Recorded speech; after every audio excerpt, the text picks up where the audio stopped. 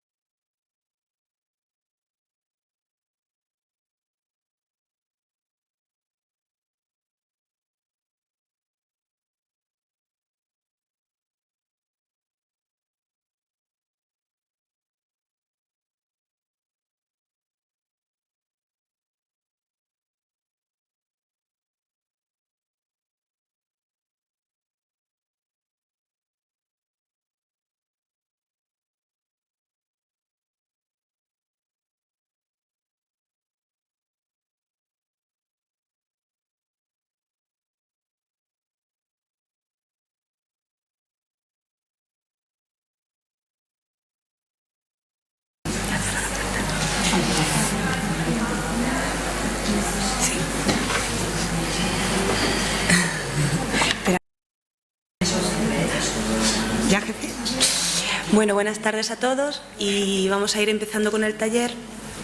Mi nombre es Piedad Morillas y junto con Marta Aranda y Mariluz Burgos vamos a conducir un poco el taller que esta tarde nos ocupa. Antes de comenzar queríamos las tres dar las gracias, pues en primer lugar a todos ustedes que están aquí, porque si no hubiera venido nadie casi que no podríamos hacer nada.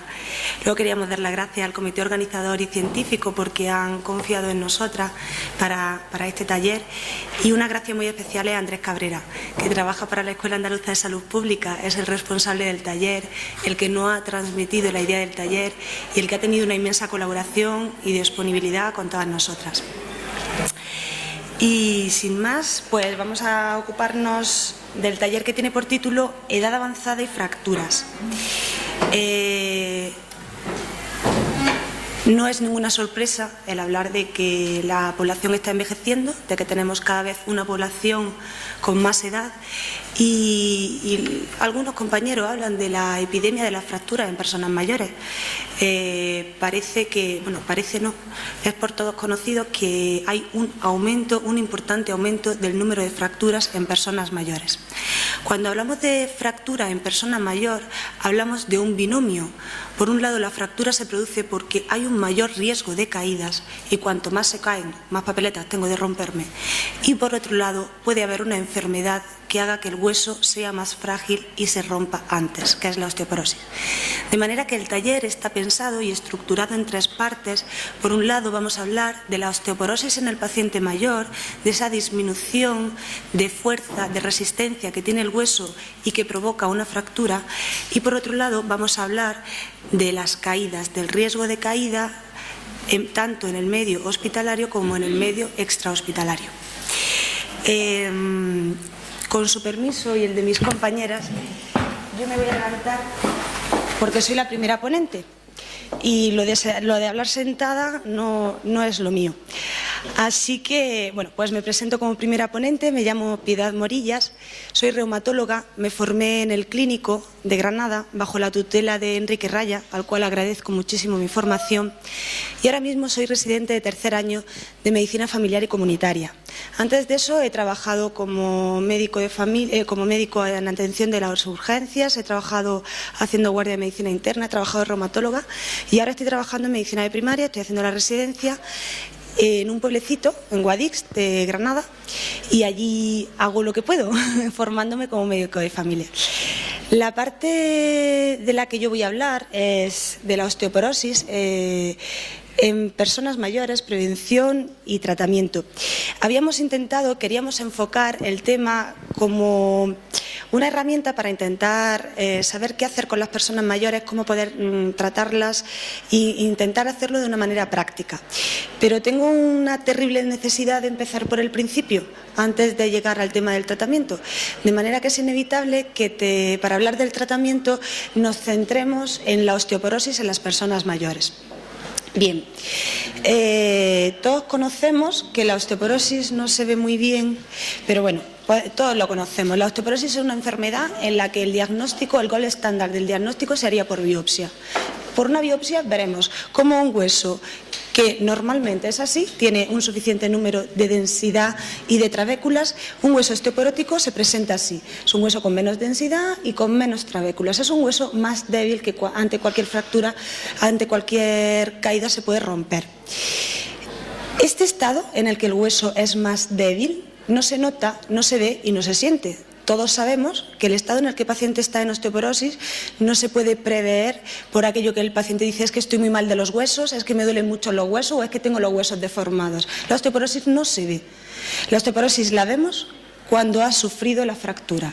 Cuando un hueso está así, es más fácil que se rompa. Y entonces aparecen las fracturas por fragilidad, la fractura de cadera o las fracturas vertebrales, la fractura de coles.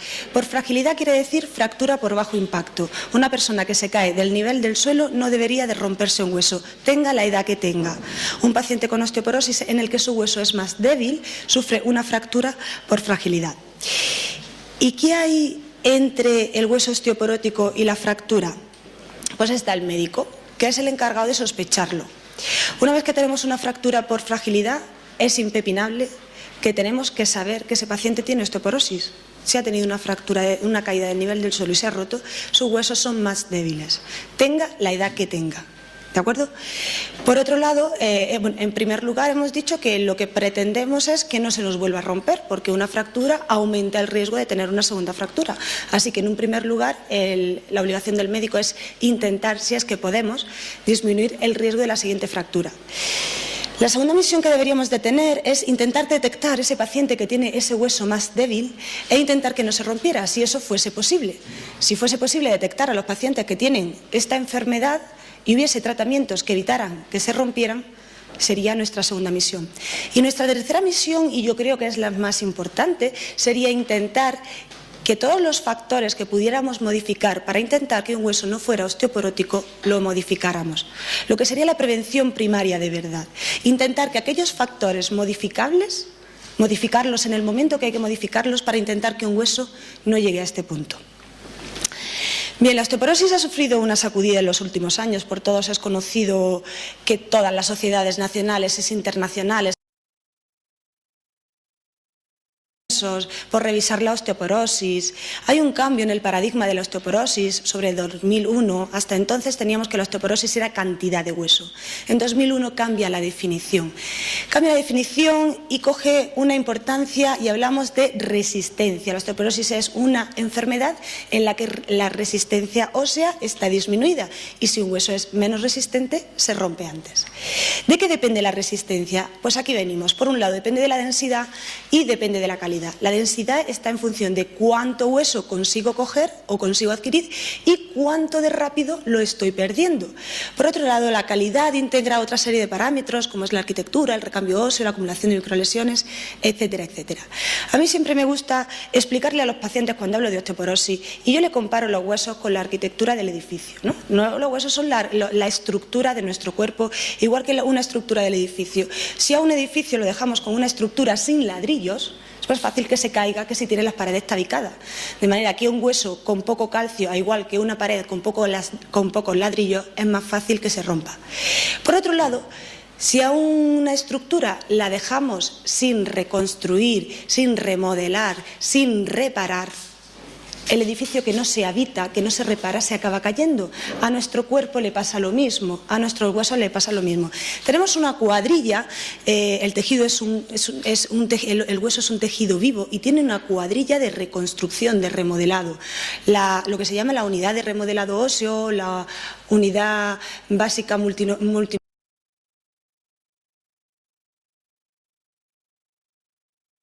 las formadoras de hueso y las células que reabsorben el hueso, que quitan el hueso. Y es importante porque el hueso sufre microlesiones, está sometido a distintos tipos de tensiones. Un hueso que se mueve, que hace ejercicio, que sufre presión, la cuadrilla va y repara las grietas que se han hecho y las vuelven a construir. Y cuando esa cuadrilla está en balance, cuando se construye lo mismo que se pierde, el hueso está en equilibrio. El problema es cuando algunos mandan más y trabajan menos. Ahora lo veremos. La prevalencia de la osteoporosis. Sabemos, y todos los que estáis aquí que conocéis la osteoporosis, sabéis que a partir de la menopausia, por ese déficit de estrógenos que se generan, que actúan a nivel del osteoblasto y del cual ahora vamos a hablar, aumenta la prevalencia de esta enfermedad, sobre todo en mujeres. De manera que se estima que en las mujeres de en torno a 50 a 60 años hay un 17% de osteoporosis y que va aumentando con la edad. Y aumenta tanto como que por encima de los 70 años la mitad de la población va a padecer o padece. No, de hecho padece esta enfermedad. ¿Y cuáles son las consecuencias reales? Las consecuencias reales son las fracturas, todas las conocemos. Las primeras fracturas que aparecen son las fracturas de Colles, no generan una gran imposibilidad, no necesitan operación, es la punta del iceberg. Posteriormente vienen fracturas vertebrales que pueden ser múltiples, que van a producir dolor, van a producir limitaciones tanto a nivel respiratorio, sensación de plenitud abdominal y la más grave que sería la fractura de cadera. La fractura de cadera no solo genera costes muy altos a nivel de salud por el tema de la intervención y la hospitalización del paciente, sino que va a generar una disminución de la calidad de vida del paciente, una alteración en su red social, una alteración en la red familiar. No solo eso, sino que además aumenta la mortalidad. Una fractura en los 6 primeros meses aumenta la mortalidad el doble y se mantiene durante 6 años. De manera que las fracturas en los pacientes mayores son frecuentes y cuanto más fracturas tengamos, más riesgo vamos a tener de seguir fracturándonos. Pero esto es normal, quiero decir, si envejecemos, realmente estamos programados para desaparecer. Igual puede ser normal que nuestros huesos se vayan haciendo débiles y que se rompan, ¿no? Que el paciente mayor se rompa, entra dentro del envejecimiento natural. ¿O no todos los pacientes envejecen igual? Pues bien, es cierto que hemos dicho que ya de por sí, de forma natural, el remodelado no es exacto. Hay una tendencia a que los osteoclastos trabajen más que los osteoblastos. Y de forma fisiológica, todo el mundo, después de hacer el pico de masa ósea en torno a los 35 años, vamos perdiendo un 0,5% de masa ósea al año. Todos los años perdemos un poquito de masa ósea, un 0,5. Esta pérdida fisiológica no explica ese aumento de fractura, ese aumento de osteoporosis. Si un paciente hace un buen pico de masa ósea, con los años se va a poner en un rango de osteopenia. Pero si un paciente ha hecho un mal pico de masa ósea o tiene alterado el remodelado y lo tiene aumentado por alguna circunstancia, va a llegar antes al momento de la osteoporosis. Por otro lado, sabemos que la densitometría, la densidad mineral ósea, se relaciona con el riesgo de fractura. Y todos sabemos que entre -1 y -2,5 desviaciones estándar, niveles de calcio por debajo de la normalidad, cada desviación estándar que bajamos va aumentando el riesgo de fractura. Pero un T-score de -2,5, un valor de -2,5 desviaciones estándar a los 55 años o a los 65 años tiene un riesgo de fractura muy diferente a un paciente con 75 años y -2,5. En los numeritos que hay arriba es el riesgo sobre la normalidad y vemos que con una misma densidad mineral ósea el riesgo de fractura en un paciente de en torno a 60 años sería 3 y en un paciente de en torno a 80 sería 19. Entonces hay algo más que la cantidad de hueso, ya lo sabíamos, el paciente mayor tiene algo más por lo cual se rompe más, que no es solo la cantidad de hueso.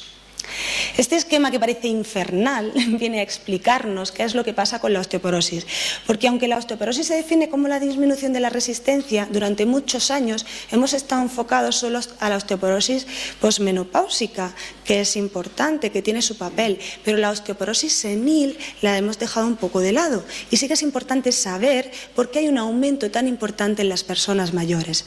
No es que haya una segunda menopausia a partir de los 70 años y haya una nueva bajada de estrógenos.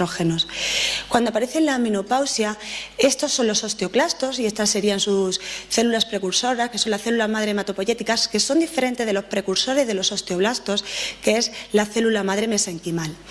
Hemos dicho que el osteoblasto es el que manda, el osteoblasto es el que le manda la información al osteoclasto y el que lo pone a trabajar, es el jefecillo. El osteoblasto produce sustancia, que es el ranligando, que estimula el osteoclasto y que se pone a reabsorber el hueso.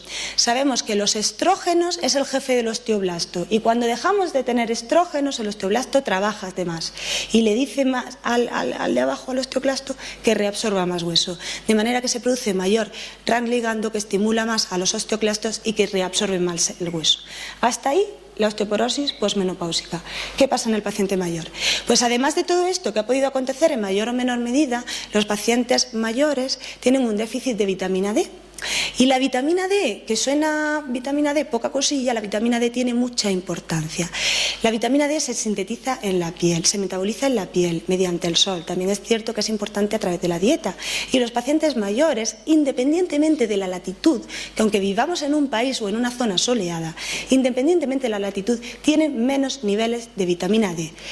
Porque comen peor, porque salen menos a la calle, porque están institucionalizados y porque su piel está más delgada y es menos capaz de metabolizar la vitamina D. Tenemos menos vitamina D y se absorbe menos calcio. Como consecuencia, como no se absorbe el calcio, tenemos un hiperparatiroidismo secundario. Viene la paratormona a sacar calcio del hueso porque no tengo suficiente calcio para mantener en la sangre. De manera que el déficit de vitamina D, como no absorbe el calcio, aumenta la PTH.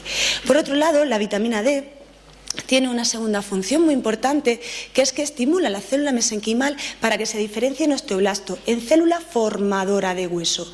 Cuando no tenemos vitamina D, cuando hay un déficit de vitamina D, esta célula mesenquimal se convierte en adipocito, se convierte en grasa. Y en vez de tener más osteoblastos, tenemos menos gente formando hueso porque se están convirtiendo en grasa en el hueso. Y esta grasa en el hueso además es tóxica para los osteoblastos, hace que estos osteoblastos produzcan una apoptosis antes. Tanto la vitamina D como el ejercicio están muy relacionados con la inducción del osteoblasto, la estimulación del osteoblasto a favor de la célula madre mesenquimal a favor del osteoblasto. Y el déficit del ejercicio físico y el déficit de la vitamina D hace que la célula mesenquimal pase a adipocito y los huesos engorden a base de grasa y a base de disminuir la célula formadora. Eso junto con el estrés oxidativo, la teoría del envejecimiento acelerado, etcétera, etcétera. Sí que es cierto que no hay un círculo claro que nos cierre la osteoporosis senil, pero sí que es cierto que esto es así. La vitamina D y el ejercicio tienen un papel muy importante a este nivel. Bien, todos los consensos de la Sociedad Española de Medicina de Familia, de la SEMERGEN, de la SANFI, Medicina Interna, Endocrino, Reumatología, todos los congresos internacionales han revisado la osteoporosis y han dicho, señores, no solo es sintometría, ahora tenemos que evaluar factores de riesgo, porque sabemos que hay un montón de cosas más que nos dicen que un paciente puede tener osteoporosis. ¿Y cuáles son los factores de riesgo de osteoporosis? Pues ser mayor es un factor de riesgo para tener esta enfermedad. Tener una fractura por fragilidad, la menopausia precoz, antes de los 45 años o amenorreas superiores a un año, tanto primarias como secundarias, perdón. El peso bajo, un IMC por debajo de 20 es un factor de riesgo. El antecedente materno o paterno de fractura de cadera por fragilidad, parece que hay una teoría que habla de que hay una herencia en cuanto a la osteoporosis, como casi en todas las enfermedades. Y, bueno, como no, la toma de corticoides, que tienen un efecto tóxico y directo sobre el hueso, independientemente de la cantidad de la densidad mineral ósea, y las caídas. Las caídas es un riesgo de osteoporosis. Que un señor se esté cayendo cada 2 por 3 es un riesgo de que su hueso sea cada vez más débil. Por otro lado, tenemos factores de riesgo moderados, que es el tabaco y el alcohol, las enfermedades del tema de la absorción, como no, y los fármacos que damos para ponerlos mejor. Esos son los factores de riesgo de la osteoporosis, que además en nuestros pacientes mayores se añaden los factores de riesgo de fractura, que son independientes de la osteoporosis. Hemos hablado de la cantidad, de la actividad, del ejercicio, de la vitamina D, de la comorbilidad y de la politerapia. Todo esto hace que nuestros pacientes tengan más riesgo de caída, de fractura. Y además se caen más. Ahora veremos que se caen más. Y se caen más porque su función neuromuscular está alterada, porque tienen alteraciones cognitivas, porque tienen déficits visuales y porque toman fármacos que hacen que sean más torpes y se caigan. ¿De acuerdo? Entonces tenemos un montón de factores de riesgo para que un paciente mayor se nos pueda romper. ¿Qué herramientas tenemos para evaluar esta cantidad de factores de riesgo que uno no se puede saber de todas las enfermedades del mundo? Pues se han diseñado diversas herramientas. La más conocida es el FRAX, que coge la edad, la masa ósea, la historia previa de fractura, el antecedente materno, la toma de corticoides, como los más importantes. Y aparece un riesgo de fractura mayor a los 10 años. Y se ha estipulado que un riesgo de fractura mayor a los 10 años por encima de un 20% o un 3% de cadera es un riesgo alto, como para pedir una densitometría y volver a recalcular el riesgo, porque este riesgo se puede hacer sin densitometría o con densitometría, o para tratar directamente. Bien, ¿a quién vamos a tratar? No vamos a entrar en los menores de 65 años, que tiene su discusión y su polémica porque lo hemos estado haciendo mal y hemos aprendido que lo hemos estado haciendo mal y tenemos que aprender a hacerlo bien, pero sí tenemos que hablar de los pacientes mayores por encima de los 65 años. Los pacientes mayores por encima de 65 años que tienen un T-score de entre -1 y -2,5, pues dicen que si tienen muchos factores de riesgo, como sabemos que tener una densitometría por debajo de -2 es un riesgo, pero que hay otra serie de cosas más. Si tiene muchos factores de riesgo, ponga que se trate farmacológicamente. Por otro lado, aquellos pacientes que presentan osteoporosis desintométrica dicen que hay que valorar, por supuesto, terapia farmacológica.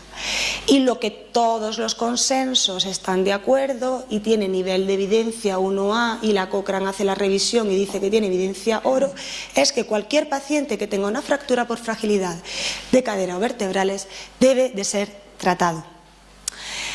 Y bien, hablamos del tratamiento, medidas generales, aquello que siempre pasamos rápidamente y que yo creo que tiene una importancia vital, porque no solo somos gente que mandamos, no solo somos profesionales que mandamos fármacos, hay mucho más donde incidir en el tema de la osteoporosis. La ingesta, la dieta, la ingesta de calcio. Toda persona a partir de la menopausia o a partir de los 65 años, 70 en los varones, tiene que aumentar la ingesta de calcio a 1.200 miligramos de calcio al día. Claro, eso le dice al paciente y dice, muy bien, pero yo voy a seguir comiendo igual. Hay diseñadas tablas y es labor de enfermería y del médico revisar la dieta del paciente igual que lo revisamos en los diabéticos y decirle que hay que estructurar un menú en el cual se cubran los 1.200 miligramos de calcio, porque señores, además es más importante que se dé en la dieta, porque el calcio que administramos en pastillas empieza a tener que si riesgo cardiovascular, que si puede formar litiasis, que si no se absorbe en la dieta habrá que darlo en pastilla, pero que si podemos conseguir que se absorba en la dieta mucho mejor. Luego la vitamina D. Ya me he proclamado fan de la vitamina D, como habrán podido comprobar, y la vitamina D es algo muy importante. Se habla de que una exposición de 15 minutos de brazo y parte superior sin protector solar puede ser suficiente, pero puede ser que no sea suficiente porque la piel no la esté metabolizando, porque no esté bien. Entonces igual hay que medir los niveles de vitamina D y si no son adecuados suplementarlos, porque no solo aumenta la densidad de masa ósea, sino que por sí sola disminuye el riesgo de caídas. La vitamina D por debajo de 10, cuando la ponemos en sus límites normales, que son entre 30 y 44, disminuye y ha demostrado que disminuye el riesgo de caída, disminuye el dolor que produce la vitamina D a nivel muscular, mejora la inmunidad y también actúa sobre el sistema cardiovascular. ¿De acuerdo? No solo actuamos sobre la cantidad de hueso, sino que actuamos sobre la posibilidad de caída porque tiene una función más allá que la de absorber calcio. Luego está el ejercicio. También me he proclamado fan de estos parques que no sabía para qué servían y sí que sirven y están en todos sitios, hasta en mi pueblo. Hay tres parques.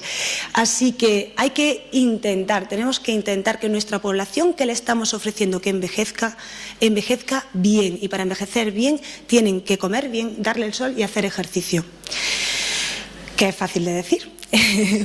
Otra cosa que me llamó mucho la atención al revisar el tema es que los protectores de cadera, que son unas almohadillas que se ponen a los lados de los dos trocánteres y que hacen que cuando tenga un impacto la fuerza se distribuya a los dos lados en vez de ser tangencial al hueso, disminuye las fracturas. Es que utilizar unas almohadillas están disminuyendo las fracturas y tienen nivel de evidencia, miren ustedes.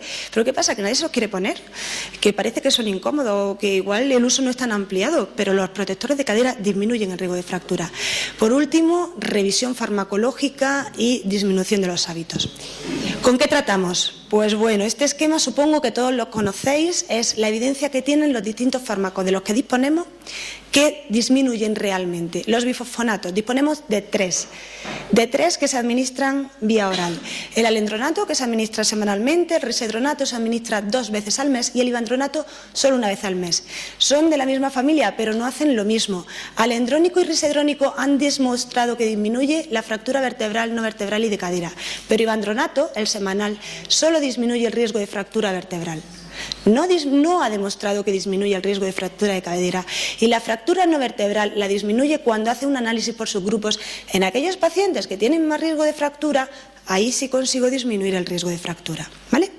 Luego tenemos el zoledrónico, que es otro bifosfonato que se administra intravenoso en el hospital solo 1 vez al año, una maravilla, y que también ha demostrado que disminuye el riesgo de fractura vertebral, no vertebral y fractura de cadera.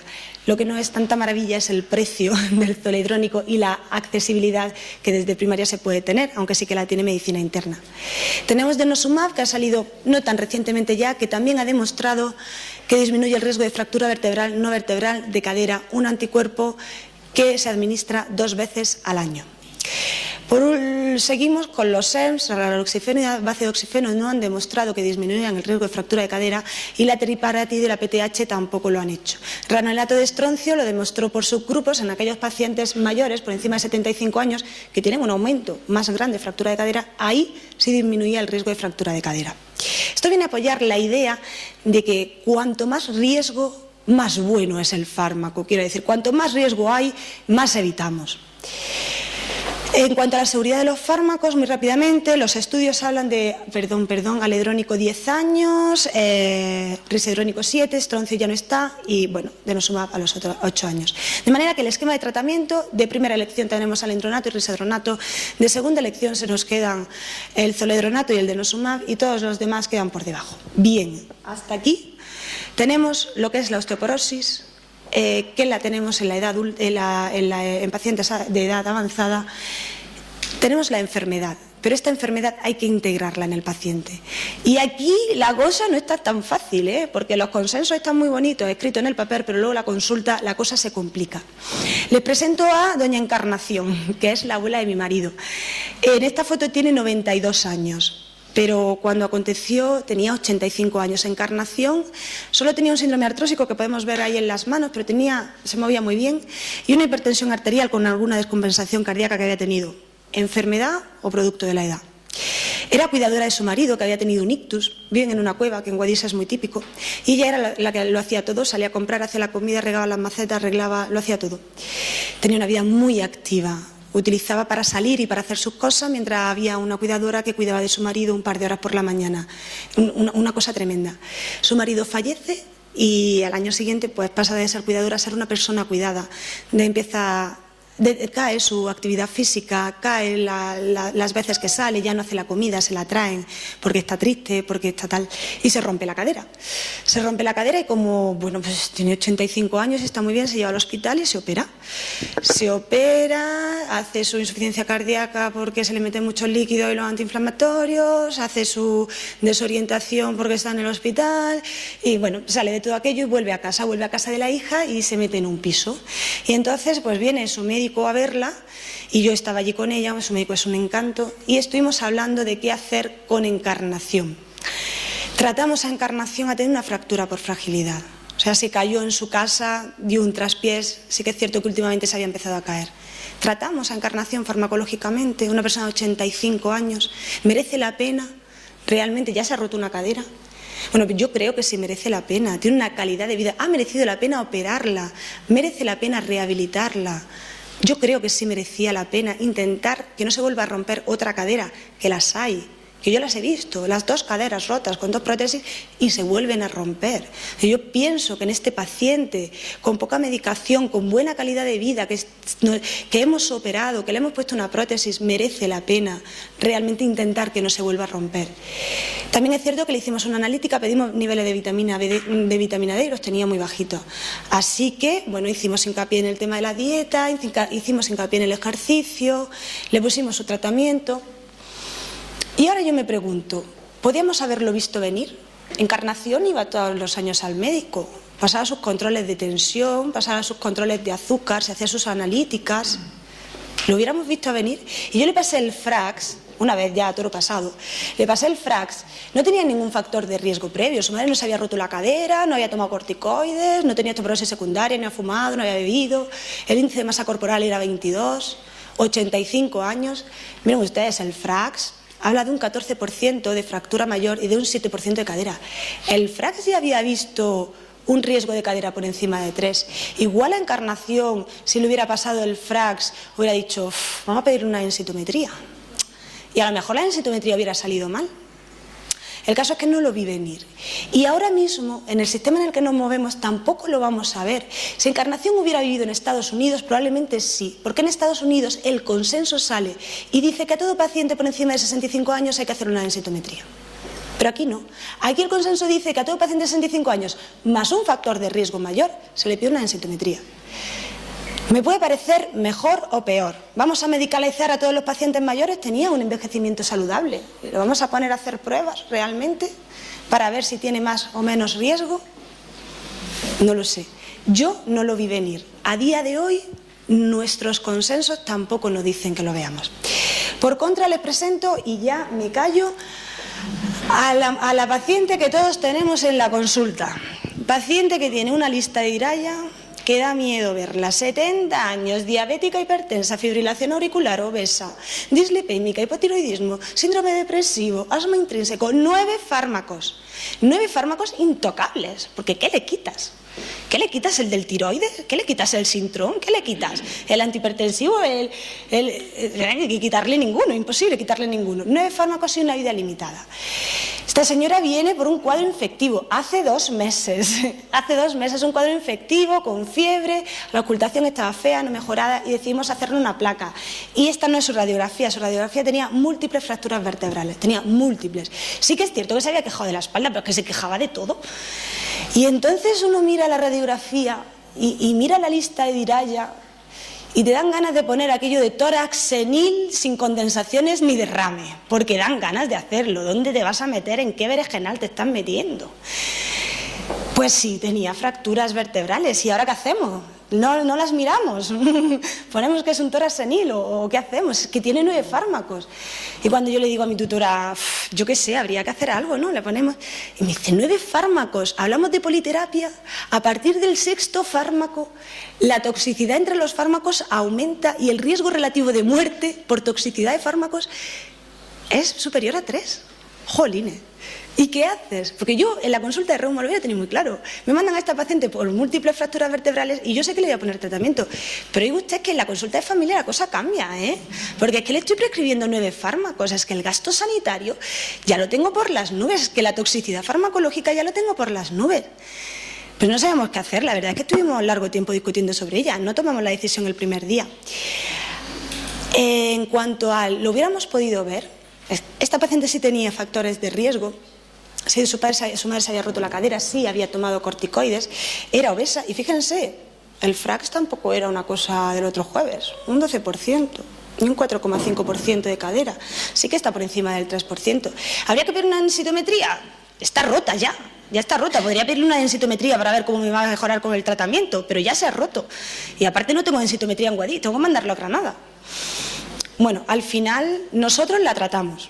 Cualquier otra opción considero que hubiera sido válida. Hablamos con ella, hicimos inciso en la dieta, incluso, y esto no se puede hacer con todos los pacientes, pero incluso le infiltré un trocánter que tenía dolor y le dije que la quería ver en el parque al lado de la pista donde llevo a mi niña a hacer atletismo, la quería ver todas las tardes allí y se fue con su amiga. Y sí que es cierto que este mes, las veces que he llevado a mi niña al atletismo, la he visto por el parque, en el parquecillo de ese, haciendo sus máquinas. No sé si funcionará, no sé si habremos evitado una fractura de cadera. Sé que si se rompe, la operarían. Acabo poniéndoles una foto de mi querida Guadix. No he venido a resolver muchas más dudas. Las dudas que ustedes tienen las tengo yo, las tienen todo el mundo. Se invierten millones de horas hablando de la osteoporosis y no tenemos respuesta. Lo que queda es el sentido común y la experiencia que ustedes tienen. Por encima de todos los consensos es importante formarse, es importante saber qué tenemos, es importante que todos hagamos parecido con los pacientes, pero sobre todo lo que es importante es el sentido común a la hora de tratar cada paciente de forma individual. Bueno, pues muchas gracias.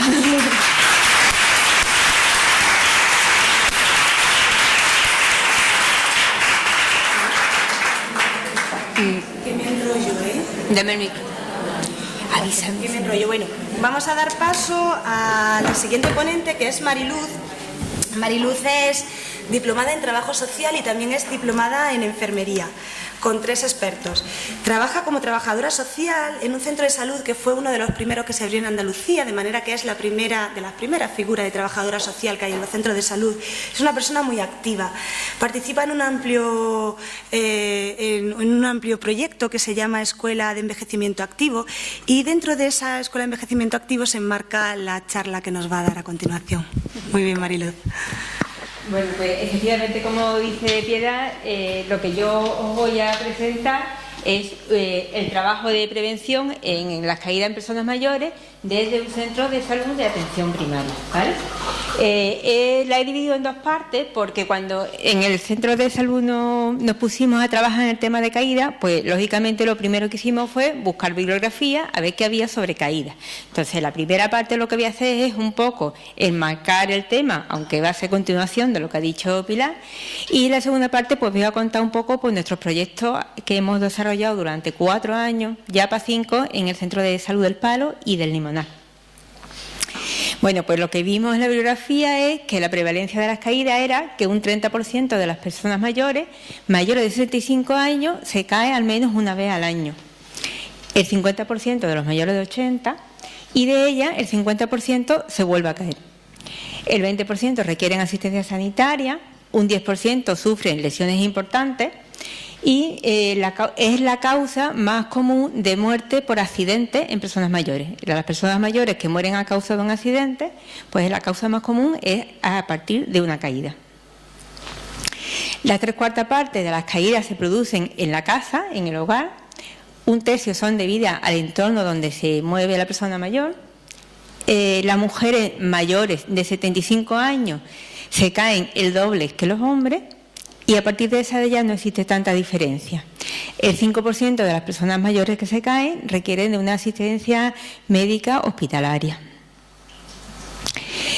Los factores de riesgo, pues primero hay una serie de factores que son debidos al propio envejecimiento en sí.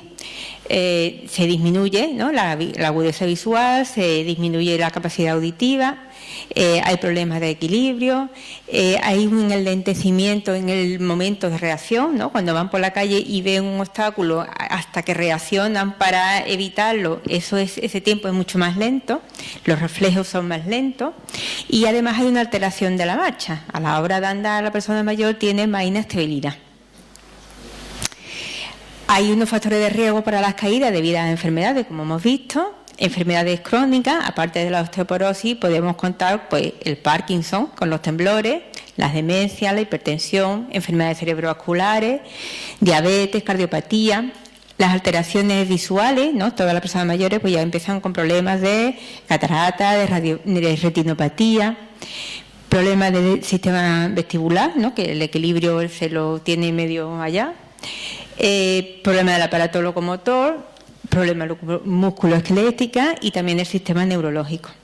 Enfermedades agudas como insuficiencias cardíacas o neumonía y otra serie de síncopes que pueden influir también en que la persona mayor tenga mayor riesgo de caída. Los medicamentos, hemos dicho la polifarmacia, la automedicación, pero sobre todo también determinados medicamentos que pueden influir en que la persona se caiga. Los hipnóticos, los sedantes, que a partir de cierta edad pues son casi muy frecuentes, las pastillas para dormir, para la ansiedad, etcétera. También hay factores de riesgo para la caída por la conducta de las personas, ¿no? Pues, por ejemplo, cuando hay un calzado inapropiado. Yo me acuerdo de mi tía Luisa con 92 años, ella no salía a la calle sin sus tacones porque ella tenía que ir presentable. Eso es un riesgo de caída grande cuando una persona ya tiene problemas de visión, inestabilidad de la marcha, etcétera. El no usar el bastón o el andador. Todavía nos encontramos a mujeres mayores con el carrito de la compra lleno de, incluso lo hemos visto, lleno de piedras, porque eso le da estabilidad, porque le da vergüenza de ir con un andador por la calle. Gracias al esfuerzo de muchos profesionales eso ya se va superando. Pero todavía nos encontramos con personas mayores que se niegan a usar primero el bastón y luego el andador. El no usar las gafas apropiadas. Hay veces que las personas mayores ya se dejan y no van a la óptica o a poderse corregir la graduación de las gafas, o que tiene problemas oculares que todavía no se han detectado, o el uso incorrecto de los medicamentos. Hemos visto cómo las caídas previas es el mayor riesgo para nuevas caídas, ¿vale? Sobre todo por lo que vamos a ver ahora del síndrome de poscaída. En cuanto al entorno, pues fundamentalmente la vivienda, hay un factor de riesgo cuando nos encontramos con barreras arquitectónicas, pues escaleras que tienen 2 plantas, que no tienen escalera pero sin barandillas, sin estar adecuadamente protegidos, cuando tenemos escalones para pasar de unas zonas a otras, cuando los baños no están adaptados. El otro día estuvimos en una visita domiciliaria donde la persona mayor con problemas de inestabilidad grave y con andador, para ir al cuarto de baño tenía que bajar un escalón de unos 50 centímetros a la calle. La calle era totalmente inestable, era una especie de porche lleno de baches, ¿no? Era totalmente, no estaba ni asfaltado, ni enlosado, ni nada. Y el cuarto de baño estaba fuera, con una bañera, que no podía ella por sí sola poder acceder, y era una señora que vivía sola, ¿no? Hay un riesgo de caída grandísimo. Hay suelos resbaladizos, cuando las camas son demasiado altas, cuando hay una iluminación deficiente en la vivienda y la persona no ve. Los animales domésticos, el otro día con otra señora con andador y tenía 2 gatos y un perro, que es simplemente ir de un sitio para otro, los gatos se te metían entre las piernas y tal, y ahí puede haber un riesgo de caída grande. En el propio edificio, ¿no? Cuánto nos encontramos todavía con que hay edificios que no tienen ascensor. En concreto en la zona donde nosotros vivimos, que además es una zona bastante escarpada, que es la montaña que se mete en el mar, pues nos encontramos con viviendas antiguas de 4 plantas, un montón, que no tienen ascensor, que son escaleras, ¿no? O que las barreras arquitectónicas que han hecho para adaptarlo están mal hechas, ¿no? Las rampas que tienen más de 45 grados, que tú dices, es que no sirven de nada, sirven como otro riesgo más, ¿vale? Los accesos a domicilio. Fijaros, este acceso, donde está el portal de la casa, la escalera, y la rampa, la acera que está en obra, y lo otro es donde pasan los coches. Mal asfaltada, a veces con problemas de iluminación, desniveles, pues nada más que salga a la calle tiene gran riesgo de caída. Y también factores sociales. Se caen más las personas mayores que viven solos y que tienen poco apoyo familiar. ¿Por qué? Pues porque son ellos mismos los que se tienen que hacer cargo de todo, a veces porque hay falta de autocuidado, pues para llevar una alimentación adecuada, para ir a hacer esas correcciones auditivas y de óptica que hacen falta, pues son personas que tienen están menos atendidos, menos cuidados, porque a lo mejor no se dan cuenta de todas las necesidades que tienen para poderse revisar, para poder tener una vida lo más autónoma posible. Las consecuencias clínicas de una caída, pues desde contusiones, esguinces, luxaciones, lesiones de la cabeza, ¿no? Si te pega y te da el porrazo en la cabeza y de ahí muchas veces ya se crea un problema grave, ¿no? De déficit cognitivo y demás, aumento de la fractura, la limitación de la movilidad. En el momento en que te caes, empiezas a tener problemas de dependencia a nivel de movilidad y de las hospitalizaciones. La dificultad de levantarse una persona sola después de una caída produce muchísimo más problemas físicos y también psicológicos, porque ese tiempo que pasa en el suelo sin poderse levantar empieza pues, a sentirse mal, a sentirse débil, a sentirse frágil, a sentirse que ya no puede vivir solo. Psicológica, podemos hablar del síndrome de poscaída. Es el miedo tan grande que una persona que se ha caído tiene a volverse a caer. Ese miedo le da todavía más inseguridad, todavía más inestabilidad, con lo cual el riesgo de nueva caída es mucho más mayor. El miedo a las consecuencias que trae una caída, y también hace que a veces a la persona mayor que se ha caído, la familia lo sobreproteja. Tiene tanto miedo a que se vuelva a caer que lo está limitando a veces, ¿no?, en que él se pueda seguir viviendo y desarrollando de una forma autónoma. Perdón. En cuanto a las consecuencias psicosociales, pues podemos ver cómo las caídas va a producir un aumento de la dependencia para las actividades básicas de la vida diaria. Pues simplemente con que se haga un esguince ya no va a poder salir a comprar, ya no va a poder salir al parque, ya no le va a limitar su vida bastante. Va a aumentar la necesidad de cuidados por parte de otras personas, pierde la autonomía, pierde la autoestima. Hay un aumento, como hemos visto, de la institucionalización, no solamente en hospitales, sino después, ¿no? O sea, una vez que ya se ha caído, que ya era autónomo y ya no es autónomo, y si no tiene una cobertura familiar, tenemos que echar mano de residencia, tenemos que echar mano de todas las prestaciones que pueda haber para una persona que tenga dependencia. Para los familiares también, para los familiares, porque de ser una persona autónoma de pronto se convierte en una persona dependiente a la que hay que prestar cuidado, con lo cual se cambia todo el funcionamiento familiar. Fijaros como decía antes Piedad, de la señora que de vivir en el campo se tiene que ir a casa de un hijo a la ciudad, a un piso. Se le quita todas sus relaciones sociales, se le quita su medio, su hábitat donde siempre ha vivido, y se le encierra en un cuarto de un piso donde no puede salir a la calle, donde no se relaciona, donde nos hemos encontrado con hermanas que vivían una enfrente de otra y que pasaban años sin poderse ver. No se podían ver porque no podían moverse, y todo podría ser el origen de una dependencia producida por una caída, ¿vale? El tema del cambio de vida para los cuidadores. Para las personas, a las familias que tienen que designar un cuidador, que ya se ve que toda su vida está mediada por el cuidado de otra persona, que tienen que dejar trabajo si lo tienen, y que tienen que estar pendientes y prestando, tienen que buscar a alguien de la familia que haga ese trabajo, que realmente es un trabajo que se tiene que dedicar no 8 horas, sino muchas veces 24 horas al día, ¿vale? Y que sabéis con el tema del cuidador principal que recae en una persona, normalmente una mujer, la esposa, la hija o una sobrina, que es la que carga con todo el cuidado de esa persona dependiente. En las relaciones sociales, pues hemos dicho, ¿no? Las relaciones sociales de la persona mayor que ya se cae y por lo tanto tiene una dependencia, pues limitación de actividades físicas, de la actividad social, ya el tema de las actividades culturales y recreativas se limita, se aísla, y muchas veces pues también la institucionalización.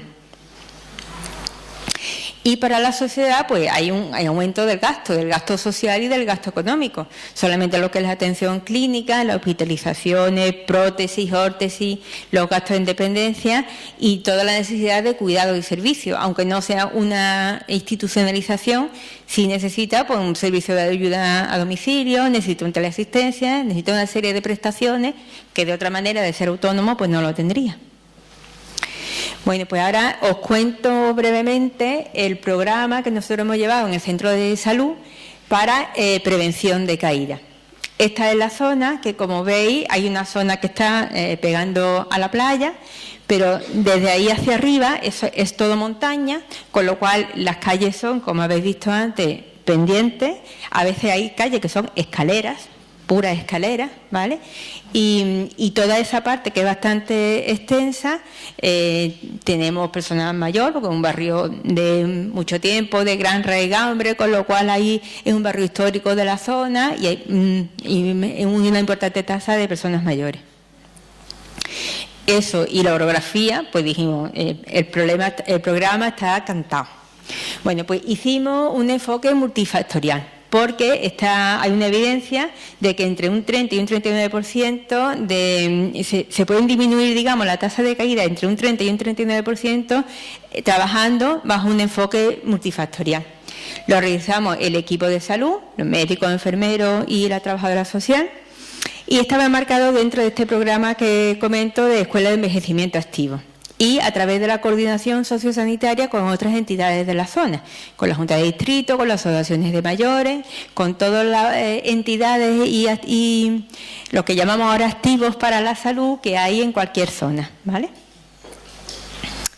La población diana, la población a la que le dirigimos, fue mayores de 65 años, que no fueran dependientes y que tuvieran factores de riesgo, como caída previa, inestabilidad sobre la marcha, problemas visuales, medicación que pudiera favorecer las caídas, y luego teníamos en cuenta también el dónde vivían, los factores medioambientales. El objetivo general pues era reducir el riesgo de caída de las personas mayores que ya al menos habían tenido una caída o que tenían un gran riesgo de caída.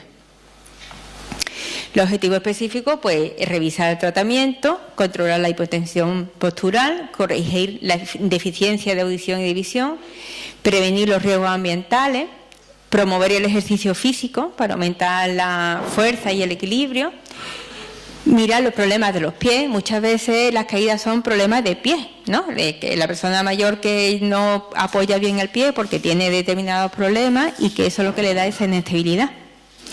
Y también puede promover una dieta rica en calcio, como hemos visto. La intervención, pues justamente, era primero revisaros todas estas cosas, detectamos los problemas de pie y la marcha, ¿no? Se ponía a andar a la persona mayor para ver qué problema había. Era importante hacer una anamnesis de la caída, es decir, cómo se ha caído. ¿Se ha caído porque tiene un problema de osteoporosis o se ha caído simplemente porque es que la casa está llena de escalones? ¿Vale? Cómo se cayó, cómo lo pudo amortiguar, cómo se pudo levantar y las consecuencias de la caída. Fuimos a la casa, a la persona que venía ya, que se había caído, hicimos una valoración del entorno. Pues mirábamos si la vivienda tiene barrera arquitectónica, si tiene algún tipo de elementos que pueden causar el accidente, ¿no? La alfombra. Muchas veces las alfombras, es verdad que da más calorcito, pero son un gran riesgo de caída para las personas mayores.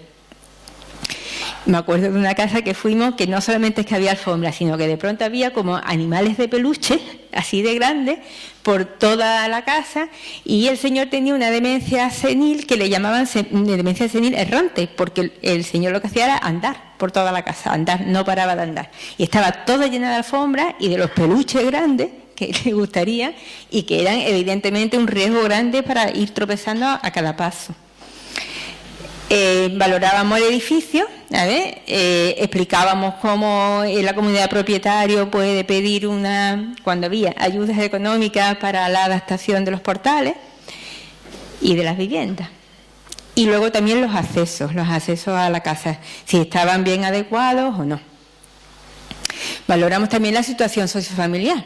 Si la persona vivía sola, si recibía cuidado, quién le prestaba esos cuidados, si estaba todo el día acompañado o no, quién hacía las actividades domésticas. Pues ahí hay un riesgo, ¿no? Si la persona es la persona mayor la que va a comprar y viene cargada, ahí hay mayor riesgo de caída, ¿no?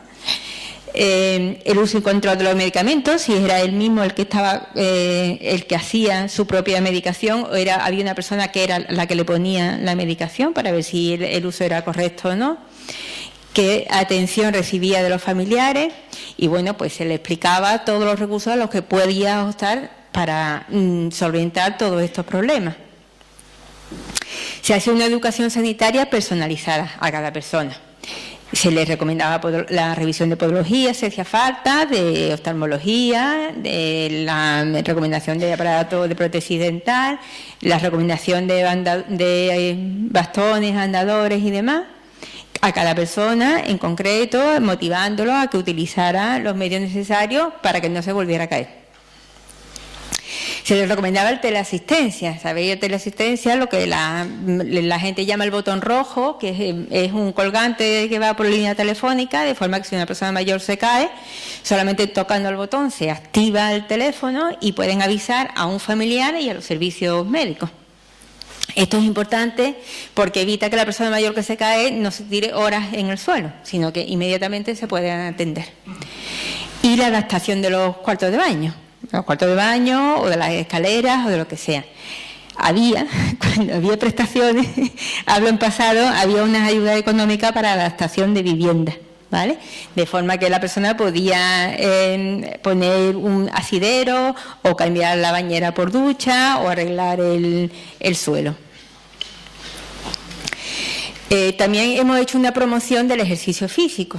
Está claro que el ejercicio físico sirve para evitar la osteoporosis y para eso hicimos varias cosas.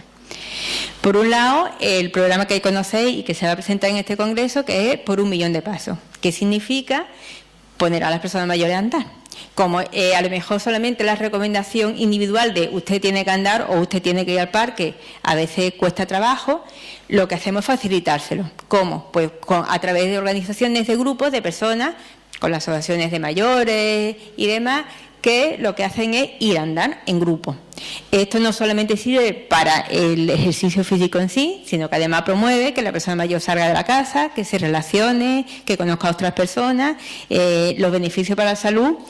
El sábado me parece que es cuando lo exponen y os vais a dar cuenta que es bastante importante. Hablamos también de itinerarios saludables, un poco por motivar a la gente a que hiciera esto. Pues lo que hicimos fue concertar en el centro de la ciudad visitas a museos, a la catedral, al festival de cine, de forma que iban personas de mayores que ya iban a andar, como premio, digamos, pues se le hacía una visita a todas estas cosas y era un poco de incentivo para poder motivar a que la gente siguieran andando. Y además creamos un grupo de Tai Chi. El Tai Chi, sabéis que está basado viene de China, son estiramientos donde se trabaja muchísimo el equilibrio, se trabajan bastante las articulaciones y está recomendado por la Sociedad Americana y Británica que sirve para prevenir las caídas. Contactamos con una asociación que hay en Málaga, que es la Asociación Nacional de Tai Chi Taoístas, que se ofrecieron a ponernos un instructor y hicimos un grupo de mayores con problemas de caída que empezaran a hacer Tai Chi. Fijaros, estas personas que están ahí en esta postura hicieron este gesto algo así como 100 veces seguidas. Personas mayores, incluso algunas habían estado ya con andador, ¿vale? Han hecho un cambio espectacular. Hicimos una evaluación del grupo de Tai Chi, un estudio caso-control, con las personas que estaban haciendo el Tai Chi y las que estaban en lista de espera. Es decir, tenían los mismos criterios, pero todavía no habían podido entrar al grupo porque el grupo era reducido. Fueron 31 personas y 22 del grupo control. La mayoría eran mujeres, el 86,8%. La media de edad era de 74 años. Y el factor de riesgo más frecuente que encontramos en esta persona era el déficit sensorial. Hicimos una evaluación y detectamos que había una mejora en el test unipodal, que era lo que medimos. Se medía el test unipodal, la estación unipodal. Sabéis que cuántos segundos queda en equilibrio con una pierna y con la otra pierna. El Bartel, para ver el grado de dependencia de la actividad de la vida diaria, y se detectó que se mejoraba la estación unipodal derecha, se mejoraba el equilibrio y sobre todo mejoró el Bartel. Se mejoró en la capacidad para la actividad de la vida diaria. Y sobre todo vimos la percepción subjetiva de bienestar, de sentirse más seguro, con lo cual mejoró la calidad de vida y la salud de las personas que estaban en el grupo de Tai Chi. Por otro lado, como todo esto lo hacíamos en colaboración con el Ayuntamiento, con la Junta de Distrito, con las asociaciones de mayores, pactamos con la Junta de Distrito que le íbamos a detectar y a denunciar los puntos negros. Esto está justo enfrente del centro de salud. Fijaros qué acera, que por ahí no es que quepa una persona con andador, es que no cabe una persona normal, es que por ahí no se puede pasar. Y luego está la carretera, es carretera, ¿vale? Enfrente, que está el centro de salud, está la entrada para la ambulancia, o sea que es que por ahí no se puede pasar, es imposible de pasar. Acordamos con ellos que cuando una persona mayor nos llegara, que se había caído en la calle, íbamos a ir a ese sitio, le íbamos a echar una foto y se lo íbamos a pasar para ver en qué medida podían corregirse. Poco se corrigieron. Nada más. Muchas gracias por vuestra atención.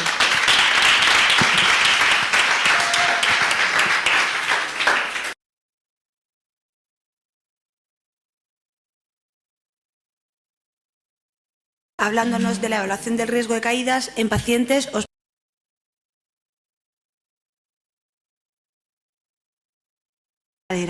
Ella es responsable de la Unidad de Enfermería de Medicina Interna de la Agencia Sanitaria Costa del Sol de Marbella, doctorada el año pasado y en estado de buena esperanza. Adelante. Bueno, buenas tardes.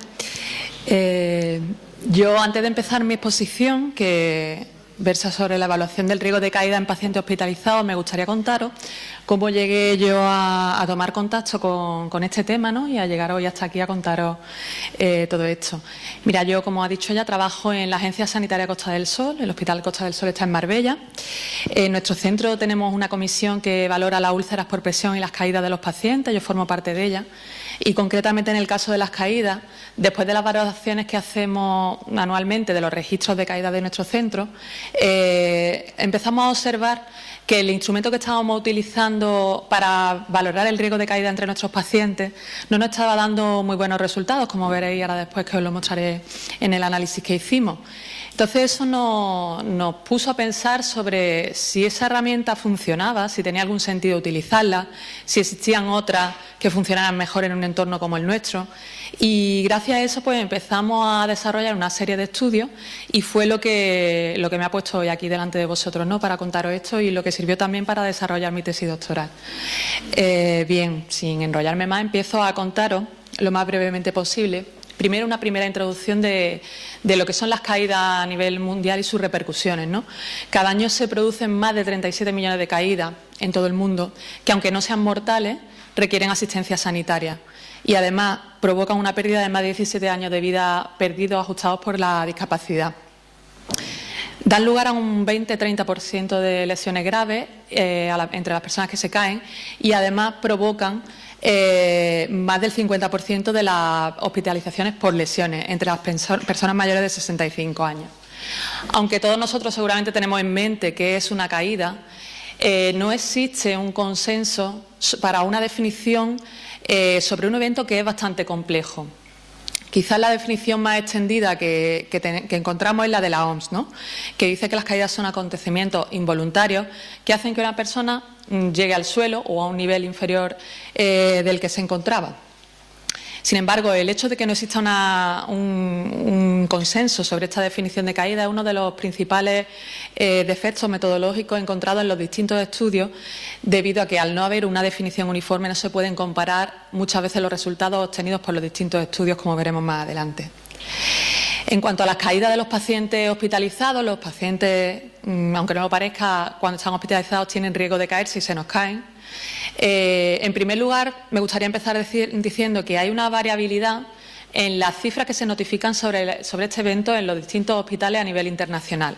No solo en la forma de medirlas, como veis hay 5 caídas por 1000 camas día, o las dan en porcentajes, las cifras, no solo entre distintos hospitales, sino a nivel internacional.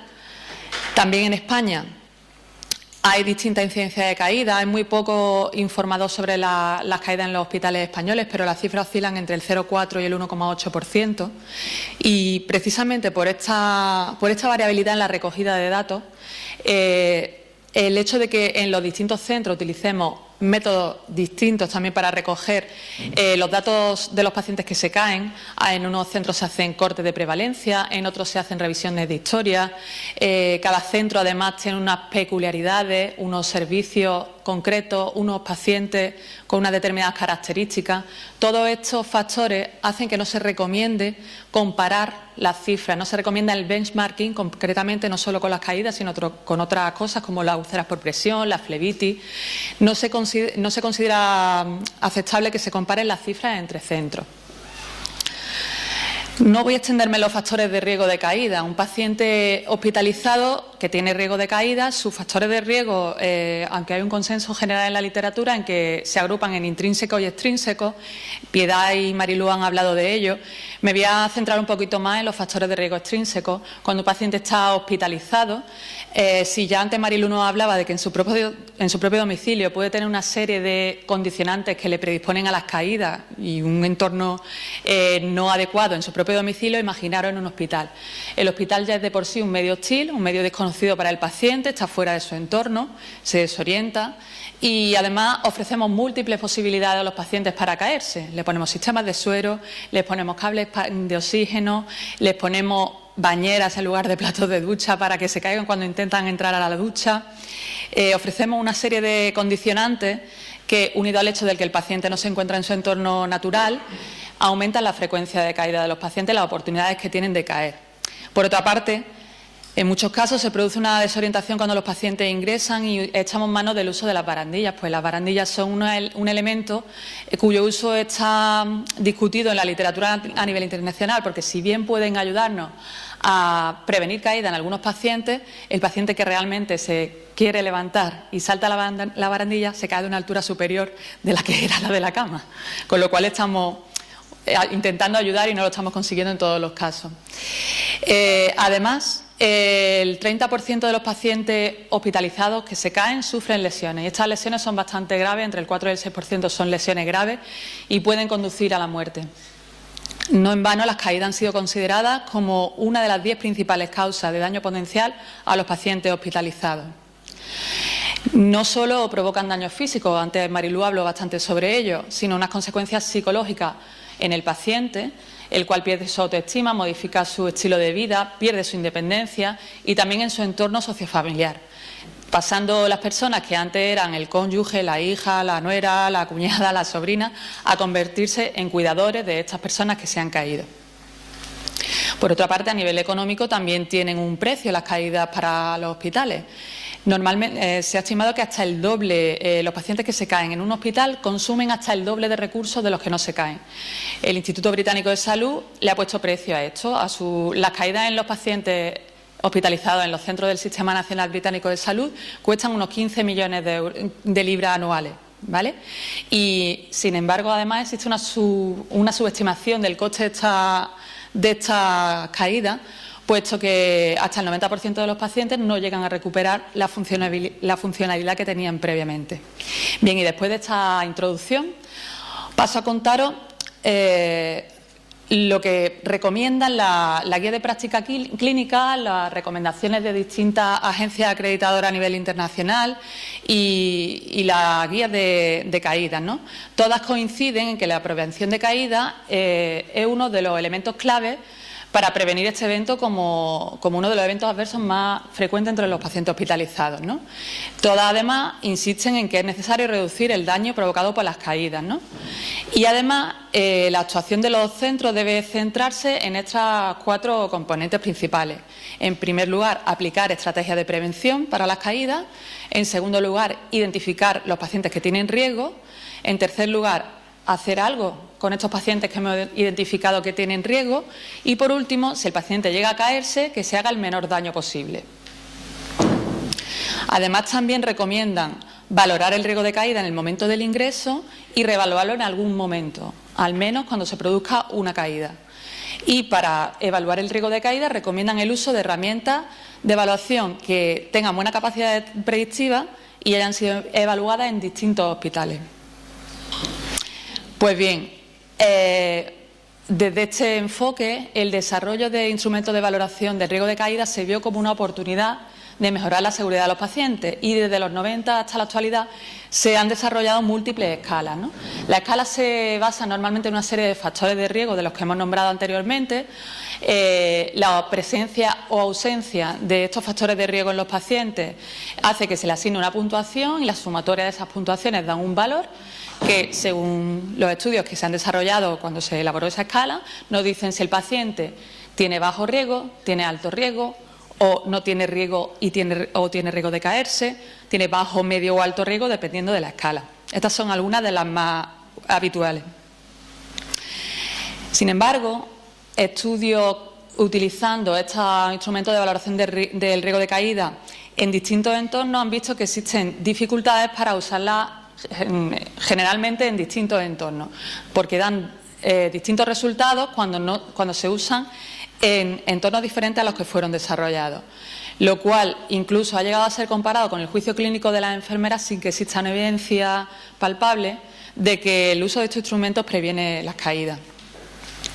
Si bien esto es así, distintas estrategias de seguridad, y ahora me centro en el Sistema Sanitario Público de Andalucía, recomiendan concretamente valorar el riesgo de caída dentro de la valoración integral que realiza el personal de enfermería en las primeras 24 horas cuando un paciente ingresa en un centro hospitalario.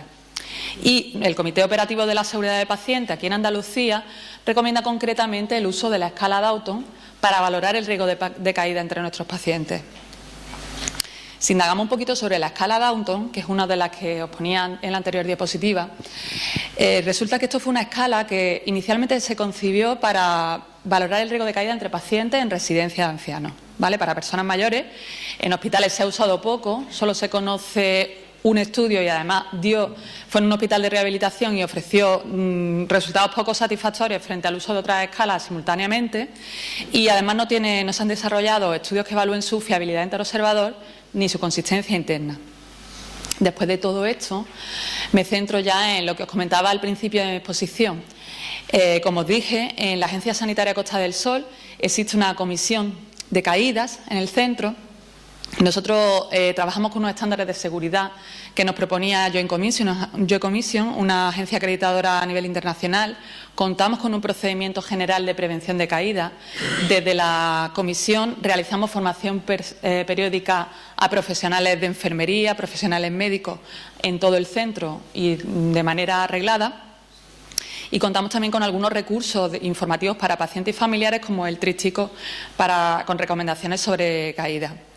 Además, si además de las medidas que implementamos, finalmente un paciente acaba cayendo, existe un registro en nuestra aplicación informática al que se accede con perfil de enfermera, con una clave personal intransferible, y este registro recoge pues, las principales circunstancias que acontecían cuando el paciente se cayó, sus posibles causas y las consecuencias que tuvo el paciente. Pues bien, como os comenté antes, el análisis de este registro, de los resultados de estos registros, nos llevó a plantearnos una serie de dudas y a realizar una serie de estudios, ¿no? Concretamente 3. En primer lugar, hicimos un estudio transversal descriptivo para analizar en detalle los registros de caídas acontecidas durante el año 2011 en nuestro centro. Posteriormente, en base a los hallazgos de este estudio, desarrollamos un estudio transversal de validación clinimétrica para ver la fiabilidad que tenía la escala Downton en nuestro entorno. Y, por último, realizamos una revisión sistemática y un metaanálisis sobre los instrumentos de valoración del riesgo de caídas que se utilizan entre pacientes agudos hospitalizados. Bueno, Me voy a centrar solamente en los resultados. Este es el resultado del análisis de caídas del año 2011 en nuestro centro. Se produjeron 128 caídas entre 117 pacientes. Hubo 11 pacientes que tuvieron 2 caídas. Nuestra incidencia fue de un 0,6, que está dentro, aunque no se debe comparar entre centros por las características propias de cada uno, pero estaba dentro de lo que describía la literatura a nivel internacional. Las características de nuestros pacientes que se cayeron pues eran personas mayores, por encima de los 70 años. El 63% eran varones. En cuanto a la especialidad de ingreso, lo hicimos por bloques, ¿no? La mayoría de los pacientes que se cayeron estaban ingresados en unidades médicas, seguidas de las unidades del bloque quirúrgico y, por último, del área de críticos, que era urgencia y UCI. Cuando analizamos si el paciente que se había caído tenía riesgo alto de caída según la escala Dalton, que una puntuación igual o superior a 3 en la escala Dalton indica riesgo alto de caída, poco más de la mitad de los pacientes habían sido detectados como de riesgo de sufrirlas, ¿no? No eran pacientes desorientados, la mayoría de ellos, más del 60%, estaban conscientes y orientados. Mayoritariamente las caídas se produjeron en el turno de noche. Además tuvimos una estacionalidad, cosa del azar. En el primer trimestre se nos cayeron más pacientes que en el resto que los otros 3 trimestres del año. Fue decreciendo la cifra hasta final del año. Esto no se ha vuelto a reproducir en los años posteriores. Las circunstancias en las que se encontraba el paciente, pues estaba solo, en el más del 70% de los casos. Más de la mitad de las caídas se produjeron desde la cama o seguido por el momento en el que el paciente iba al baño, en la propia habitación, en su entorno inmediato. En cuanto a las causas, pues aunque esto no era un campo de obligatoria cumplimentación entonces en nuestro registro, hoy en día sí lo es, el 22% de los pacientes, las enfermeras estimaron que el motivo de su caída fue por ausencia de barandilla. Y en cuanto al daño que se hicieron a nuestros pacientes cuando se cayeron, siguiendo la clasificación del daño que nos propone Joint Commission Internacional, que lo clasifica en un daño leve, moderado o grave, los daños que sufrieron nuestros pacientes, gracias a Dios, fueron la mayoría leves, consistentes en hematoma, heridas sin sutura, heridas con sutura, y hubo 2 fracturas, una de húmero y otra de una falange distal, de un dedo. ¿Vale? Pero, sin embargo, yo quería incidir sobre esto, ¿no? Sobre lo que versa la charla, ¿no? La mitad de nuestros pacientes que se cayeron no habían sido detectados como pacientes de alto riesgo de caída por la escala que estamos utilizando en nuestros centros. Como decía, esto motivó que siguiéramos indagando, ¿no?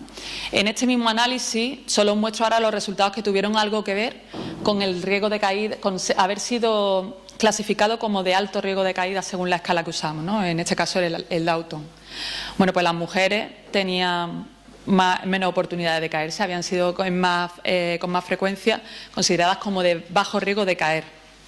Hicimos un análisis bivariante, multivariante, teniendo en cuenta la edad, el sexo, el riesgo alto o bajo de caerse según la escala Dalton y el bloque en el que el paciente estaba hospitalizado respecto a las caídas con consecuencias que había sufrido el paciente. Y bueno, aquí destacar, ¿no?, que los pacientes que habían sido clasificados como de bajo riesgo por la escala sufrieron más caídas con consecuencias según los datos obtenidos ajustados por edad y sexo, ¿no? Si lo pensáis, también tiene su lógica, ¿no? Si tú detectas que un paciente tiene riesgo de caídas, probablemente pones en marcha una serie de medidas para evitarlas, y si no tenía riesgo de caída, pues no las pone. El paciente tiene más oportunidades de caerse y al final se acaba haciendo daño. En cuanto al estudio que hicimos para ver la validación clinimétrica de la escala Dalton, algo que no se había hecho hasta el momento, que era lo que más nos rechinaba de todo lo que provocó todo este estudio, pues vimos que hicimos un estudio de fiabilidad interobservadores con 141 pacientes de unidades médicas y quirúrgicas que estuvieron ingresados entre julio y septiembre de 2012 en nuestro centro, y vimos que si bien la escala tenía una buena fiabilidad interobservador, en su análisis de consistencia interna, el alfa de Cronbach nos desveló que tenía muy baja consistencia interna la escala, lo que demuestra que no funciona bien la escala, no hay una alta concordancia entre sus ítems, ¿no? Y por último, viendo las características de los pacientes que se habían caído, viendo lo mal que funcionaba en nuestro caso la escala Dalton, decidimos indagar si había otra escala para valorar el riesgo de caída entre pacientes hospitalizados y si funcionaba mejor que la que teníamos nosotros, que nada más que así a simple vista nos parecía que no estaba funcionando muy bien. Pues hicimos una revisión sistemática y un metaanálisis. La metodología de la revisión sistemática, si la conocéis, comienza con una revisión de la literatura sobre el tema que estás estudiando y en base a eso, con una metodología ya establecida, se van haciendo una serie de cribados, ¿no?, que te llevan a realizar un análisis cualitativo de estudios que puede ir acompañado, ¿no?, de un análisis cuantitativo que se llama metaanálisis de estos estudios seleccionados, ¿no? Pues bien, empezamos a revisar y hay mucha literatura sobre caída en hospitales, sobre escala de valoración de riesgo de caída. Concretamente encontramos 2.181 artículos que, evaluándolos de forma cegada y por pares, según establece la metodología de la revisión sistemática, acabamos seleccionando 14 estudios para el análisis cualitativo y 12 para el análisis cuantitativo, y estos fueron nuestros resultados, ¿no? En los estudios que participaron en la revisión sistemática, esta era la cantidad de pacientes, más de 14.000, en la proporción de hombres y mujeres, la edad media, y había una buena concordancia entre las evaluadoras. Pues evaluamos el índice de capa para ver la concordancia entre las evaluadoras que habíamos valorado los artículos y había una buena concordancia. Hicimos un análisis cuantitativo, un metaanálisis, para ver qué escala era la que mejor funcionaba, ¿no? Y resultó que la escala que mejor funcionaba, en base a los resultados de su ratio diagnóstica, fue la escala Stratify. Si veis aquí, el metaanálisis se hizo con 3 escalas: Stratify, Morse, esto es Morse Fall Scale, y Hendrich, ¿vale? Ni siquiera aparece aquí la escala Dalton. Había un estudio en la revisión sistemática que versaba sobre la escala Dalton, pero era el único que testaba esa escala en hospitales. Por lo tanto, todavía nos dábamos más cuenta que no estaba funcionando muy bien. Además, hicimos una metaregresión para ver si el hecho de, como dice en la guía, como dice la literatura, el hecho de tener una edad media superior a 65 años influye en las caídas o no, que no nos dio ningún efecto, no parecía que tuviera ninguna influencia en base a los estudios que entraron en nuestra metaregresión, y si la presencia o no de reevaluaciones periódicas durante el ingreso tenía también algún efecto beneficioso para prevenir las caídas. Bueno, pues no había ningún estudio con Stratify, sí con Morse, pero vimos que conforme aumentaban los días de estancia y se reevaluaban los pacientes, disminuía la ratio diagnóstica de la escala. Ahora veremos por qué. En resumen, estos fueron los resultados. La escala que salió mejor parada fue la Stratify, además ha sido la más estudiada y en los entornos más variados. Y aunque hay estudios, como decía, que recomiendan reevaluar a los pacientes, solo encontramos estudios que reevaluaban con la escala Morse, pero estos estudios se realizaban entre pacientes menores de 65 años y vimos que perdía su capacidad diagnóstica conforme avanzaba el tiempo, probablemente porque predecía peor las caídas entre los pacientes cuando ya el paciente no tiene riesgo. Después de todo esto, nosotros nos planteamos seguir estudiando, como veréis. El año pasado sale una guía de práctica clínica del NICE, en verano, que habla sobre la prevención de caídas en personas mayores durante su estancia hospitalaria. Y lo que nos llama poderosamente la atención es que dice que no se usen escalas de riesgo de caída en los pacientes hospitalizados, después de toda la literatura que hay al respecto y después de las deficiencias metodológicas que nosotros hemos visto que tienen los estudios, pues por lo que os he comentado, porque no hay una definición homogénea de caída, porque no se miden de forma igual los resultados de caída en los distintos centros, porque no se evalúan las acciones que se han implementado para prevenir las caídas durante el periodo que se ha estado estudiando, etcétera. En fin, llegamos a una serie de conclusiones. Primero, que las características de los pacientes que se caen son propias y características del centro y del entorno en el que el paciente se está estudiando. Que el uso per se, el uso por sí mismo de escalas de valoración de riesgo de caída no tiene ningún efecto significativo en la reducción de caída. Lo que sí se ha demostrado que tiene efectos sobre la reducción de caída son las intervenciones multifactoriales, lo que comentaba antes Marilú. Intervención educativa, acompañada de una revisión de tratamiento, acompañada de una revisión de mobiliario clínico, etcétera. El comportamiento de los instrumentos de valoración del riesgo de caída varía según en el entorno en el que se usen. La escala Dalton, por sus malos resultados en cuanto a su validez predictiva, su validez diagnóstica y su fiabilidad, no creemos que se recomiende para su uso generalizado en hospitales, al menos en nuestro entorno. Y son necesarios más estudios que indaguen sobre la reevaluación de pacientes con estos instrumentos. Asimismo, es necesario también conocer la adherencia de los profesionales sanitarios a los procedimientos relacionados con la seguridad del paciente y, concretamente, sobre el evento de las caídas. Pues bien, A pesar de las últimas recomendaciones de esta guía de práctica clínica que os decía del NICE que salió el año pasado, nosotros nos hemos empeñado en buscar nuevas evidencias sobre este tema, ¿no? Recientemente acabamos de empezar a desarrollar un proyecto multicéntrico en el que estamos valorando cómo funciona la escala Stratify frente a la escala Downton, no solamente en hospitales, sino también en residencias de ancianos. Como digo, un proyecto multicéntrico que ha obtenido financiación en la última convocatoria de ayuda a la I+D+I aquí en la Consejería de Salud de Andalucía. Y bueno, en él nos planteamos una serie de medidas para salvar los déficits metodológicos que hemos visto en otros estudios, ¿no? Vamos a hacer una evaluación inicial del paciente con las 2 escalas y lo vamos a reevaluar cada 72 horas. Vamos a revisar las medidas que se han puesto en marcha para prevenir las caídas entre los pacientes durante el periodo que nos hemos estado estudiando y vamos a hacer un análisis en profundidad de las caídas, ¿no? ¿Con esto qué pretendemos?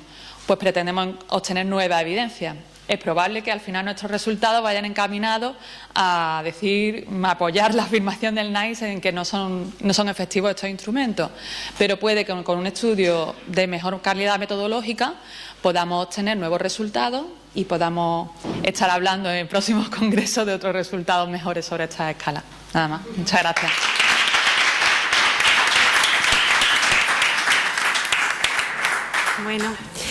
Bueno, pues muchas gracias. Pretendíamos tener tiempo de preguntas. Igual todavía si tenéis alguna nos da tiempo antes de irnos o no. Sí.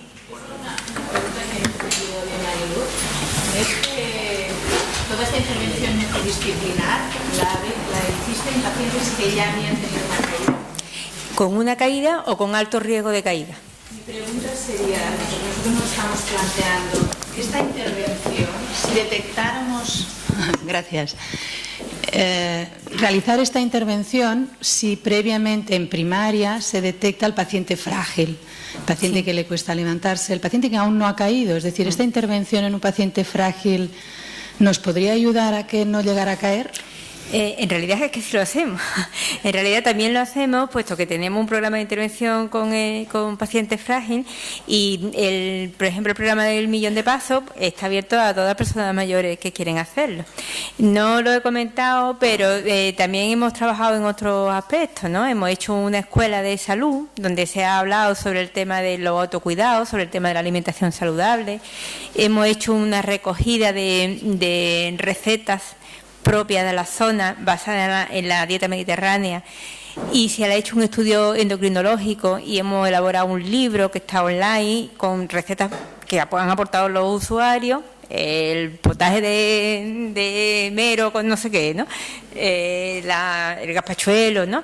Y todo ese trabajo va sobre la población en general, sobre todo con la población mayor y sobre todo con la población frágil, porque es a quien más se le incide luego en la consulta, en los grupos y demás. ¿Tenéis algún resultado de decir, pues hemos evitado esa intervención en el frágil, si realmente consigue evitar, o no tenéis? No, porque nosotros no lo sabemos. No, es un estudio específico, no. De todas formas, te invito a que mañana a las 12:30, que está la mesa de envejecimiento activo, tanto el doctor Espinosa como la doctora Muñoz Cobo, de mi centro, y digamos, motores de este proyecto, te van a contar cómo, no solamente en el centro, sino en otros estudios que ellos habrán recogido, funcionan y influyen todo el tema de la promoción de un envejecimiento saludable. Gracias. No, que funciona sí, lo que no sé es si tenemos evidencia de resultado, ¿no? De cuánto nosotros lo hemos hecho con proyectos concretos, con el de las caídas, con el tema de la educación. También hicimos un pre y un post con refranes sobre alimentación. En proyectos concretos sí lo hemos hecho. Gracias.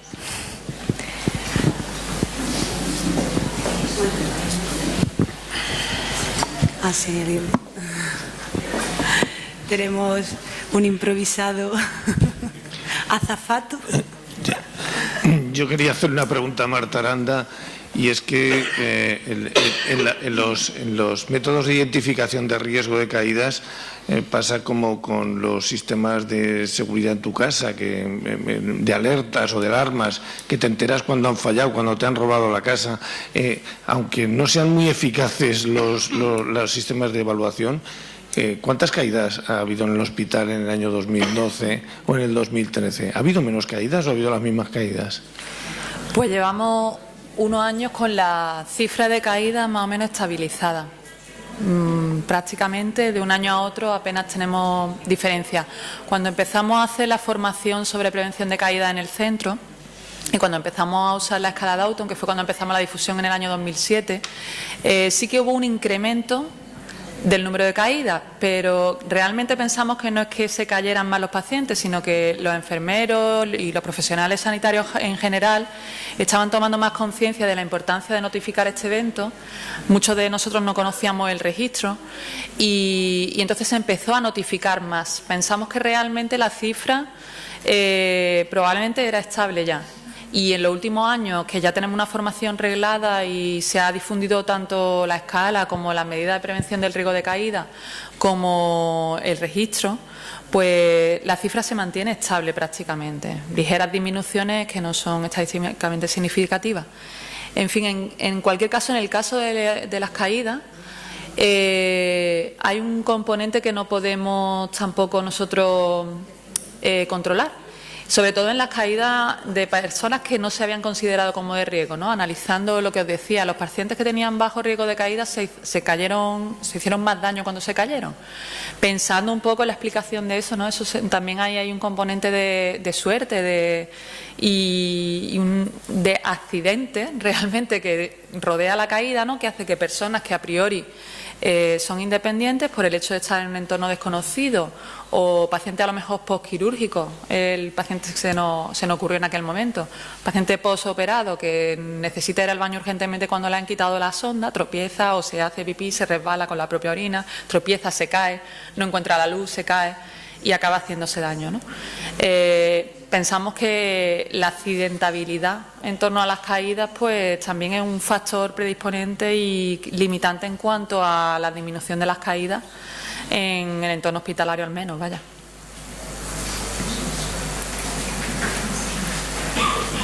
Muy bien, nada más, ¿no? Nos vamos a la presentación del Congreso entonces, ¿no? Muchas gracias por todo. Gracias. Venga.